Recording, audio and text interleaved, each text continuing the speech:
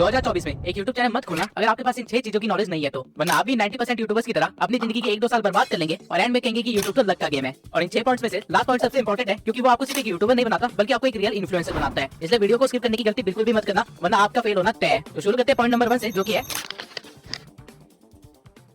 2024 के शुरू होते ही आप लोगों ने एक रेजोल्यूशन तो बना ही लिया होगा, ये साल मैं अपने चैनल पे इतने सब्सक्राइबर्स तो गेन करके रहूंगा ही रहूंगा, या फिर एक नया चैनल बनाऊंगा और उसे किसी भी हालत में मोनेटाइज करवाऊंगा। लेकिन 1 महीना हो गया है और आपको कुछ भी ग्रोथ नहीं दिख रही है और आप ऑलरेडी गिव अप करने की हालत पे हो। इसका रीजन ये है कि आपको पता ही नहीं है कि यूट्यूब का एल्गोरिथम वर्क कैसे कर रहा है। आप जानते ही नहीं हो कि यूट्यूब आपसे चाहता क्या है और बस एक तरफा प्यार की तरह आप अपनी तरफ से एफर्ट डाले जा रहे हो और कोई रिस्पॉन्स नहीं मिल रहा है। यूट्यूब एक सोशल मीडिया प्लेटफॉर्म है जो कि एड रेवेन्यू से अपनी मेन अर्निंग करता है, और हर सोशल मीडिया प्लेटफॉर्म की तरह यूट्यूब को सिर्फ एक ही चीज चाहिए, वो है कि लोग उसके प्लेटफॉर्म पे बने रहे जितनी ज्यादा देर तक हो सकता है उतनी ज्यादा देर तक, तभी यूट्यूब को फायदा होगा। और इसमें यूट्यूब आपकी मदद चाहता है, आपसे एक ऐसा कंटेंट बनवा के जिसको लोग ज्यादा देर तक देखे और यूट्यूब पे बने रहे। लेकिन 90% यूट्यूबर्स इस बात को नहीं समझते हैं और इसलिए यूट्यूब उनका कंटेंट कभी भी ऑडियंस को सजेस्ट नहीं करता है। इसे एक एग्जांपल से समझते हैं। मान लेते हैं आपने एक नया यूट्यूब चैनल खोला और आपने अपनी एक वीडियो अपलोड करी। यूट्यूब उस वीडियो के टाइटल, डिस्क्रिप्शन और कीवर्ड्स के बेसिस पे उस वीडियो को कुछ लोगों को सजेस्ट करेगा, जिसके बाद वो लोग आपकी थंबनेल के बेसिस पे आपकी वीडियो पे क्लिक करेंगे और उसे देखेंगे, जिससे यूट्यूब को ये पता चल जाएगा कि आपकी वीडियो किस तरह के लोगों को पसंद आ रही है। और फिर यूट्यूब सिमिलर इंटरेस्ट वाले लोगों को आपकी वीडियो भेजेगा और फिर चेक करेगा कि वो लोग आपकी वीडियो पे कैसे रिएक्ट कर रहे हैं। यूट्यूब बेसिकली 2 चीजों को ट्रैक करता है, वॉच टाइम और एंगेजमेंट। यूट्यूब देखेगा कि जिन लोगों को उसने आपकी वीडियो सजेस्ट की थी वो कितनी देर तक आपकी वीडियो देख रहे हैं। अगर ऑडियंस उसे काफी देर तक देख रही है या फिर पूरा देख रही है तो यूट्यूब उस वीडियो को और ज्यादा प्रमोट करेगा और ज्यादा से ज्यादा लोगों को दिखाएगा, क्योंकि इस वीडियो की वजह से लोग यूट्यूब पे 7 से 10 मिनट एक्स्ट्रा रुक रहे हैं, जिससे यूट्यूब काफी मोटा पैसा छाप रहा है। वहीं अगर इस वीडियो की ऑडियो रिटेंशन कम होती तो यूट्यूब इसे सजेस्ट करना बंद कर देता, क्योंकि यूट्यूब अपनी ऑडियंस का मूड खराब करके उसे दूसरे सोशल मीडिया प्लेटफॉर्म पे नहीं भेजना चाहता है। ठीक इसी तरह अगर आपकी ऑडियंस आपकी वीडियो पे एंगेज कर रही है, यानी कि लोग उस पर कमेंट कर रहे हैं या फिर उसे शेयर कर रहे हैं, तो भी यूट्यूब आपकी वीडियो को प्रमोट करेगा, क्योंकि अगर आपकी वीडियो शेयर की जा रही है तो लोग बाकी प्लेटफॉर्म को छोड़ के आपकी वीडियो देखने आ रहे हैं, जिससे अगेन यूट्यूब का मेन मोटिव कंप्लीट हो रहा है, लोगों को अपने प्लेटफॉर्म पे रोके रखना। और वहीं अगर आपकी वीडियो पे कुछ ज्यादा कमेंट्स आ रहे हैं तो काफी सारे लोग कमेंट्स का रिप्लाई भी करेंगे, बहसबाजी भी करेंगे और किसी न किसी तरह एंगेज करेंगे, जिससे आपका तो मेंटल पीस खराब हो जाएगा, लेकिन यूट्यूब अपना पैसा छाप लेगा आपको कुछ एक्स्ट्रा मिनट इस प्लेटफॉर्म पे रोक के। लेकिन वही अगर आपकी वीडियो एंगेजमेंट लाके नहीं दे पा रही है या फिर वॉच टाइम लाके नहीं दे पा रही है तो यूट्यूब आपकी वीडियो को यूजलेस समझेगा और उस पर अपना टाइम वेस्ट नहीं करेगा। अब आधे से ज्यादा लोग इस चीज को नहीं समझ पाते हैं और वो लगातार यूट्यूब पे अपना कंटेंट डालते रहते हैं, जिसकी वजह से वो ग्रो ही नहीं कर पाते। आपको इस चीज को समझने की जरूरत है कि यूट्यूब आपसे आपकी वीडियोस नहीं चाहता है, वो आपसे आपका वॉच टाइम और एंगेजमेंट चाहता है, और ये चीजें कैसे लानी है आपको इस चीज पे ज्यादा फोकस करना चाहिए। और एक और बहुत इंपॉर्टेंट चीज,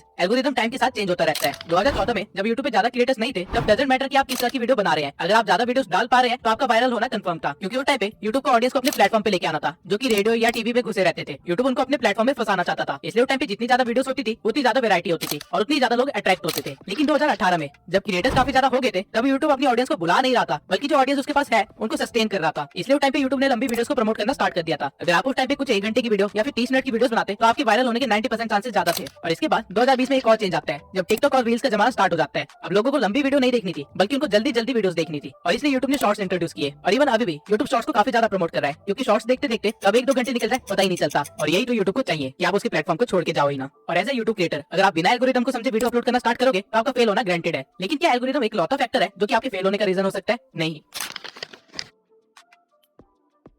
अगर आप अभी तक इस भ्रम में जी रहे हैं कि आप रोज वीडियो डालेंगे और आपकी कोई ना कोई वीडियो तो वायरल हो ही जाएगी, तो आप बहुत ही जल्दी अपनी मेहनत और टाइम बर्बाद करके क्विट करने वाले हैं, क्योंकि आपको इस चीज को समझने की बहुत ही ज्यादा जरूरत है कि क्वालिटी ओवर पावर्स क्वांटिटी। अगर आप 2 चैनल्स खोलते हैं जिनमें से आप एक चैनल पे साल में सिर्फ 4 क्वालिटी वीडियोस बनाते हैं और वहीं दूसरे चैनल पे साल में 365 वीडियोस बनाते हैं लेकिन सारी वीडियोस बिलो एवरेज है, तो वो जो 4 वीडियोस वाला चैनल है वो मिलियन सब्सक्राइबर्स गेन कर चुका होगा। वहीं 365 वीडियोस वाला चैनल हो सकता है कि 10,000 सब्सक्राइबर्स भी गेन ना किए हो। रीजन बीइंग कि वो 4 वीडियोस की क्वालिटी 365 वीडियो से भी ज्यादा है। और यही रीजन है कि डिकोडिंग वाईटी, मैं और कई सारे छोटे चैनल इतनी जल्दी ग्रो कर पाए, वो भी इतनी कम वीडियोस में, क्योंकि ये चीज हमें पता थी। अगर आपको क्वालिटी कंटेंट बनाने में 1 महीना लगता है तो कोई बात नहीं, लेकिन बिलो एवरेज कुछ भी मत दिखाइए, क्योंकि अभी यूट्यूब पे ऑप्शंस की भरमार है। अगर ऑडियंस को आपकी वीडियो पसंद नहीं है तो वो किसी और के चैनल पे जाके उसकी वीडियोस देख लेंगे और यूट्यूब ये चीज देखेगा तो यूट्यूब उसके चैनल को प्रमोट करेगा। वहीं अगर ऑडियंस को आपकी वीडियो पसंद आ गई तो वो आपकी वीडियोस के लिए वेट क्या करेंगे और यूट्यूब इस चीज को भी देखेगा और फिर वो आपके चैनल को भी प्रमोट करेगा। लेकिन वीडियोस की क्वालिटी बढ़ाए कैसे? तो वीडियोस की क्वालिटी बढ़ाने के लिए आपको कोई महंगे गैजेट्स की जरूरत नहीं है, बल्कि आपको सही टेक्निक्स की जरूरत है, जिससे कि आप सही स्क्रिप्टिंग, वॉइस ओवर और एडिटिंग कर पाओ। अब और भी कई सारे फैक्टर्स होते हैं जो कि क्वालिटी कंटेंट बनाने के लिए इंपॉर्टेंट होते हैं, लेकिन ये 3 चीजें बेसिक है। और अगर आपको इसको अच्छा करना है तो आप मेरी how to grow on YouTube playlist देख सकते हैं, जहाँ पे मैंने हर एक पॉइंट को अच्छे से डिटेल में एक्सप्लेन किया हुआ है। और जब आप ये प्लेलिस्ट देख के ग्रो हो जाएंगे तब आपको रियलाइज होगा कि आप वो सारी गलतियां करने से बच गए जो कि हमने सालों तक की थी। लेकिन सिर्फ क्वालिटी कंटेंट और एल्गोरिथम को समझने से आप अपने चैनल को फेल होने से नहीं बचा सकते हैं, क्योंकि यूट्यूब अगर आपकी वीडियो ऑडियंस तक पहुंचाएगा ही नहीं, उसे इंप्रेशंस देगा ही नहीं, तो वीडियो का आप क्या ही करोगे। अगर आपको नहीं पता कि रिटर्निंग व्यूअर्स कैसे इंक्रीज करे, या फिर न्यू व्यूअर्स को कैसे गेन करे, या फिर अपनी वीडियो को रैंक कैसे करवाए, या फिर सीटीआर, आरपीएम, सीपीएम जैसी चीजें क्या होती है, तो आप एक बड़े से जंगल में बिना मैप के निकल चुके हैं, जहाँ पे आधे रास्ते में आपको यूट्यूब नाम का एक शेर खाने वाला है। एसईओ में रैंक करने के लिए बेसिकली आपको 3 चीजों की जरूरत होती है, टाइटल, कीवर्ड्स और थंबनेल। और इनके सिवाय अपने एसईओ को ट्रैक करने के लिए और उसे और भी ज्यादा इंप्रूव करने के लिए आपको यूट्यूब के एनालिटिक्स को अच्छी तरह से देखना आना चाहिए, क्योंकि अगर आपको अपना एनालिटिक्स समझ नहीं आ रहा है तो आप अपनी ऑडियंस को नहीं समझ पा रहे हो। एंड अगेन, अगर आप अपनी ऑडियंस को समझ नहीं पा रहे हो तो एल्गोरिथम आपकी मदद नहीं करेगा। अब सही से टाइटल, डिस्क्रिप्शन और हैशटैग कैसे डालते हैं इसके ऊपर मैंने ऑलरेडी एक वीडियो बना रखी है, लेकिन एनालिटिक्स को स्टडी कैसे करें, उसे इंप्रूव कैसे करें और उसके साथ उसको ऑप्टिमाइज कैसे करें, इसके ऊपर मैंने अभी तक कोई भी वीडियो नहीं बनाई है। तो अगर आप लोग चाहते हैं कि मैं इस टॉपिक पे एक वीडियो बनाऊं तो कमेंट सेक्शन में एनालिटिक्स लिख दीजिए। 1000 कमेंट होते ही मैं वीडियो बनाना स्टार्ट कर दूंगा। बस सोचिए, आप सब कुछ सीख जाते हैं और अपने चैनल की क्राइटेरिया को पूरा करने के बाद उसे मोनेटाइजेशन के लिए अप्लाई करते हैं और यूट्यूब आपको रिजेक्ट कर देता है। ऐसा होने के चांसेस बहुत ही ज्यादा है अगर आपको नहीं पता कि यूट्यूब की पॉलिसीज और गाइडलाइंस क्या है।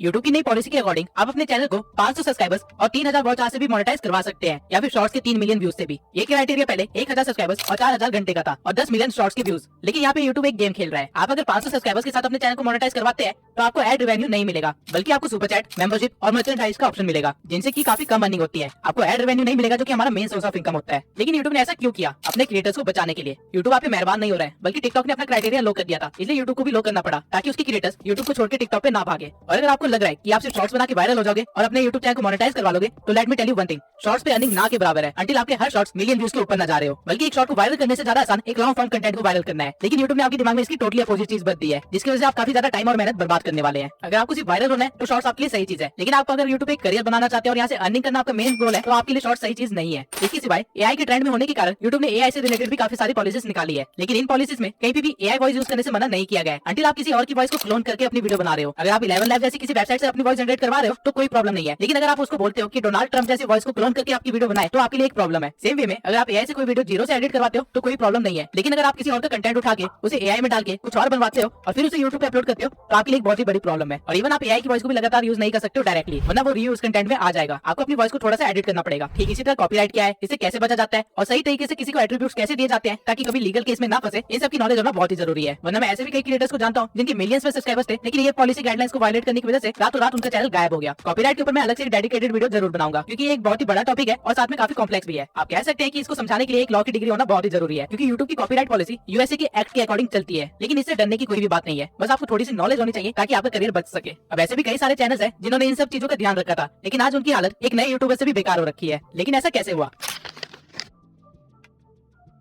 यूट्यूब एक रियल बिजनेस है और हर बिजनेस की तरह यहाँ पे भी कंपटीशन है, और अगर आप अपने कंपटीशन को नहीं भाग पाए तो आपका कंपटीशन आपको खत्म कर देगा। और कुछ ऐसा ही हुआ है जुन्नू की टेक और फैक्ट टेक के साथ। और ये प्रॉब्लम आपको सिर्फ तब नहीं आएगी जब आप ग्रो कर चुके होगे, बल्कि आप जब ग्रो करने की कोशिश कर रहे होगे तब आपको रियलाइज होगा कि आपसे बेहतर चैनल्स आपके बिल्कुल बगल में ही खड़े हैं और आपसे कम्पीट कर रहे हैं। और अगर आपको उनको पीछे छोड़ना है तो आपको कुछ ऐसा करना पड़ेगा जो कि कोई और नहीं कर रहा है, वरना आप भी 90% यूट्यूबर्स की तरह इस कंपटीशन में दब के खत्म हो जाओगे। अब अगर आप सोच रहे हैं कि मैं नीश ही ऐसे सिलेक्ट करूंगा जिसमें कंपटीशन ना के बराबर हो, तो आप बहुत ही गलत हो, क्योंकि ऐसी कोई भी नीश नहीं है जिसमें कंपटीशन ना हो। आप कुछ भी इमेजिन कर सकते हैं और जब आप सर्च करेंगे तो आपको उसमें कंपटीशन मिलेगा ही मिलेगा। तो कंपटीशन से बचे कैसे? इसका सिर्फ एक ही तरीका है कि आपको ट्रेंड के साथ चलना पड़ेगा, एडेप्टेशन करनी पड़ेगी और साथ में अपनी एक यूनिक आइडेंटिटी बिल्ड करनी पड़ेगी। इवन हमारी नीश में भी काफी सारे क्रिएटर्स 5 साल से भी पहले बैठे हुए हैं, लेकिन पिछले 1 साल में एक नया ट्रेंड आया है जिसकी वजह से इन बड़े क्रिएटर्स को भी मुश्किल का सामना करना पड़ रहा है। वो है एडिटिंग का ट्रेंड। ये सारे क्रिएटर्स अपनी फेस कैम वाली वीडियोस को हटा के अब एक व्हाइट बोर्ड पे आ गए हैं, जहाँ पे ये व्हाइट बोर्ड में सारी चीजें एक्सप्लेन कर रहे होते हैं। लेकिन नए ट्रेंड में जहाँ एडिटिंग के थ्रू हर चीज को एक्सप्लेन किया जा रहा है, उसे ये अडेप्ट नहीं कर पाए, जिसकी वजह से छोटे चैनल्स भी इनसे ज्यादा व्यूज ले जा रहे हैं। और ठीक इसी तरह छोटे चैनल्स में भी कंपटीशन काफी ज्यादा बढ़ गया है, जहाँ पे ग्रो करने के लिए आपको कुछ यूनिक करना पड़ेगा। और वो कोई भी छोटी सी चीज हो सकती है, चाहे आपके बोलने का तरीका हो सकता है, आपकी स्क्रिप्टिंग का स्टाइल हो सकता है, या फिर मेरा एक एआई अवतार हो सकता है, लेकिन कुछ अलग जो कोई और ना कर रहा हो। अब अगर आप कंपटीशन से बच भी गए तो आपको वो करना है जो बड़े क्रिएटर्स मजबूरी में नहीं कर पाते हैं और छोटे क्रिएटर्स बिना किसी प्रॉब्लम के कर सकते हैं।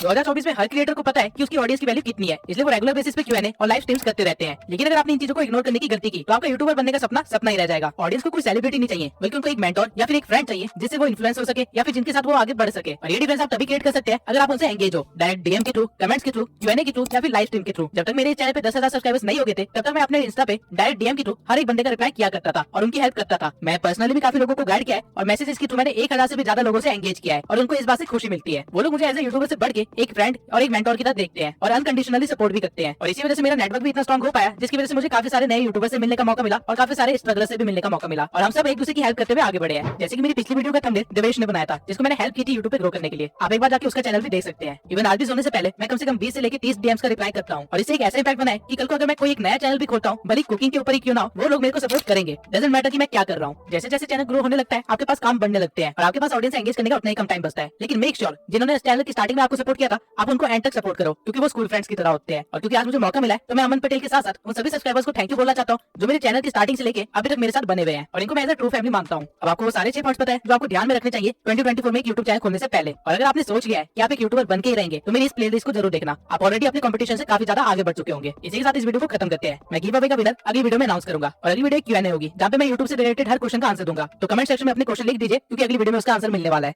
प्रोडक्शन पेस और एंगेजमेंट के लिए एडिट करो, कैप्शन और रिलेवेंट हैशटैग्स लगाओ, और मोबाइल डिवाइसेस के लिए ऑप्टिमाइज करो। स्टेप 4 डिस्ट्रीब्यूशन टिक